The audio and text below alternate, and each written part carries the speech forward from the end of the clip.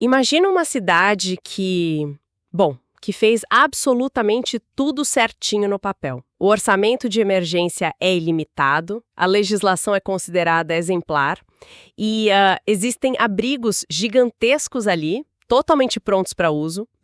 O cenário ideal na teoria. Exato. Mas aí vem a realidade. Um desastre ambiental severo, tipo uma inundação imensa, atinge a região. E, de repente, os cidadãos mais vulneráveis daquela cidade são deixados completamente para trás. Ficam isolados, em perigo iminente, e a grande pergunta é: por que isso acontece? Essa é uma falha que a gente vê se repetir muito, né? E é exatamente por isso que o tema de hoje é tão crucial. Com certeza. Bom, o nosso objetivo hoje é desconstruir esse cenário. E o foco dessa nossa análise aprofundada é um artigo científico bem revelador intitulado Disaster Preparedness Capacity Development, a Scenario-Based System for Social Vulnerability Reduction, que em português significa Desenvolvimento da Capacidade de Preparação para Desastres, um sistema baseado em cenários para a redução da vulnerabilidade social. Um título longo, mas que entrega exatamente o que propõe. Sim, super descritivo. Esse artigo foi escrito por Katia Hu, Sten Hanson, Kristi Nero e Salvatore Marchesi. É importante a gente mencionar que essa pesquisa é vinculada ao Instituto de Estudos Sociais da Universidade de Tartu, lá na Estônia, e à empresa Web Genesis, na Itália. O material foi publicado no periódico International Journal of Disaster Risk Reduction no ano de 2026. E é um ponto de partida muito provocativo, sabe? O que esse material propõe é uma análise profunda sobre os motivos reais pelos quais aquelas cartilhas tradicionais de emergência acabam falhando na prática. Aquelas regras engessadas, né? Isso. A pesquisa usa dados exaustivos, de simulações reais, para provar que o planejamento de risco precisa deixar de ser tipo um exercício puramente burocrático. Ele tem que ser um sistema dinâmico, focado em quem de fato sofre os maiores impactos. Nossa, é excelente ter a nossa audiência com a gente para mais um mergulho nesses temas. E olha, fica aqui um convite super caloroso para quem acompanha o canal. Sigam a nossa página, curtam este conteúdo e compartilhem com outras pessoas. Essa é uma maneira bem direta de ajudar a difundir informações essenciais e baseadas em evidências. Com certeza. Espalhar o conhecimento é o primeiro passo para a prevenção. Exatamente. A nossa missão hoje é justamente entender a mecânica por trás dessa nova abordagem que o artigo traz. A gente quer explorar como a sociedade e as instituições podem abandonar de vez essas soluções genéricas e construir uma preparação que seja mais inteligente e, acima de tudo, mais justa para um desastre. Certo, vamos desempacotar isso. Vamos lá. A raiz de todo esse problema que os autores identificam está numa estratégia que, historicamente, é conhecida como a abordagem de todos os perigos. Todos os perigos, como se fosse uma vacina única para qualquer doença. Perfeito, é bem por aí. Durante décadas, a gestão de riscos tentou criar soluções universais.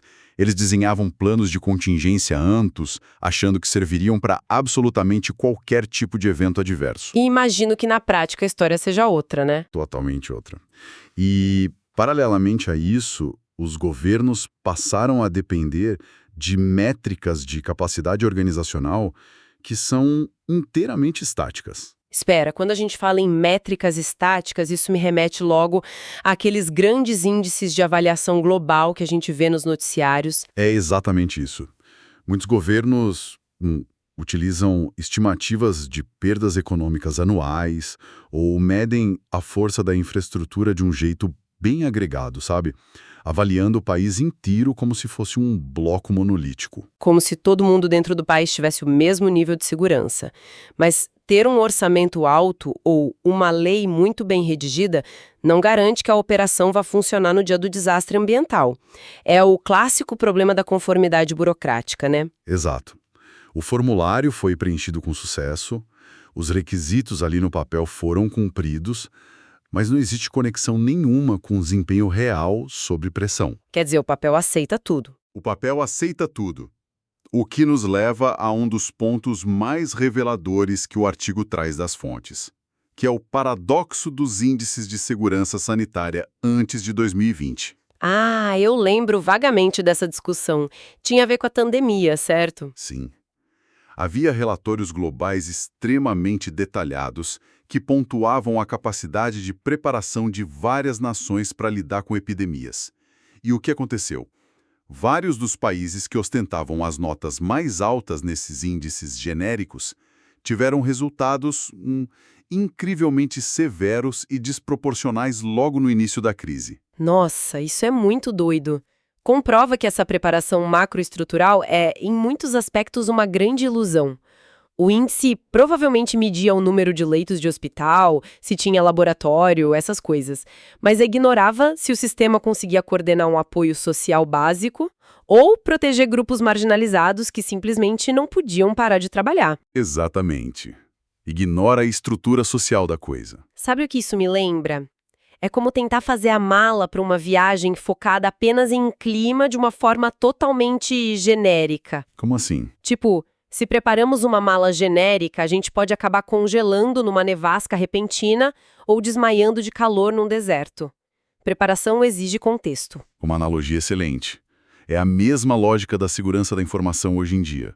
A preparação tradicional constrói um grande muro, um grande firewall, em torno da cidade e assume que todo mundo lá dentro está seguro de forma homogênea. Mas não está, né? O artigo propõe o quê, então? Uma arquitetura diferente? Sim, os autores propõem algo que lembra muito a segurança de confiança zero. Eles assumem que as falhas vão acontecer dentro do sistema, então o monitoramento tem que focar diretamente nos pontos mais antigos e frágeis para evitar um colapso. Todos os cenários específicos possíveis. É um ponto muito válido, e os pesquisadores concordam com isso. A proposta deles não é prever tudo, o que seria realmente impossível. Ufa, ainda bem. Pois é. Em vez disso, a metodologia exige que a gente modele apenas cenários de pior caso, que sejam específicos e altamente prováveis para aquela geografia particular. A ideia é estressar o sistema de planejamento contra ameaças hiperrealistas para descobrir onde a corda arrebenta. Certo, faz todo sentido. Então, se a gente abandona a ideia das malas genéricas e do plano universal, como a gente decide exatamente quem precisa de mais ajuda durante um desastre específico? Aí nós entramos na parte mais prática do artigo. Eles introduzem o conceito de triagem de vulnerabilidade social. Triagem? Igual em hospital? A lógica é muito parecida.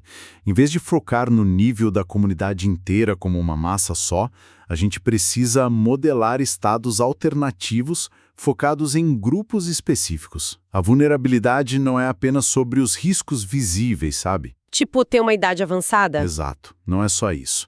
A vulnerabilidade de verdade ocorre na intersecção de múltiplas capacidades limitadas, e os autores dividem isso em duas grandes áreas. Primeiro, as condições pré-existentes, Que seriam dificuldades financeiras, falta de rede de apoio, problemas crônicos de saúde. isso. E, em segundo lugar, as novas vulnerabilidades, que são criadas pela dinâmica do próprio desastre. Espera, aqui é que a coisa fica realmente interessante. Quer dizer que alguém que não é vulnerável no dia a dia passa a ser? Exatamente. Alguém com plena autonomia pode se tornar altamente vulnerável se sofrer uma lesão e perder a mobilidade durante o evento, ou se houver uma perda total de comunicação e a pessoa não conseguir pedir socorro. Nossa, é mesmo como a triagem médica preventiva aplicada à sociedade inteira. Avaliar os sinais vitais da cidade antes da crise. Perfeito. Tem exemplos específicos citados nas fontes para a gente tangibilizar isso? Tem sim, e são muito precisos. Os dados mostram que, num cenário de falha de energia prolongada, um apagão, as pessoas que dependem de dispositivos médicos elétricos se tornam a prioridade máxima imediata. Faz todo sentido, a vida delas depende de uma tomada funcionando. Exato. Mas se a gente muda o cenário para uma área com risco de inundações, que é um desastre ambiental bem grave, A triagem muda completamente, imagino. muda de figura na hora, porque um apagão não é necessariamente letal para um residente com mobilidade reduzida que está seguro em casa. Mas se as águas começam a subir, essa pessoa enfrenta barreiras severas de evacuação. Ela não consegue sair sozinha. E o mais interessante é que esse modelo não ficou só na teoria. Ah, eles testaram na prática. Sim, de forma muito iterativa.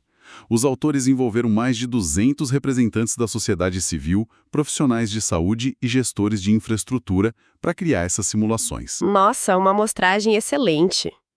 Em quais lugares eles fizeram isso? Eles focaram na Holanda, na Estônia, em Malta e na Ilha da Reunião. Ilha da Reunião, que fica lá na França. Isso, um território francês no Oceano Índico. É legal notar como eles escolheram locais com riscos muito diferentes. A Ilha da Reunião, por exemplo, sofre com tempestades tropicais pesadas. Malta tem uma densidade populacional gigantesca. Certo. Então, uma vez que a gente identifica essas populações vulneráveis através dessa triagem cirúrgica, como as autoridades de fato constroem capacidades práticas para proteger essas pessoas? Como isso sai do papel? Para isso, o artigo propõe 5 pilares, ou 5 domínios da capacidade de preparação, para traduzir essas necessidades em ação institucional real. Perfeito. Vamos passar por esses 5 domínios, então. Qual é o primeiro? O primeiro é a governança. E aqui não se trata só de criar leis abstratas. É sobre coordenação interagência, sabe? Ter procedimentos operacionais que definem exatamente quem apoia qual grupo e em que momento. Tipo, quem aciona o ônibus adaptado e para onde ele vai? Exato. E isso puxa o nosso segundo domínio, que é a infraestrutura e serviços críticos. Ah, faz sentido.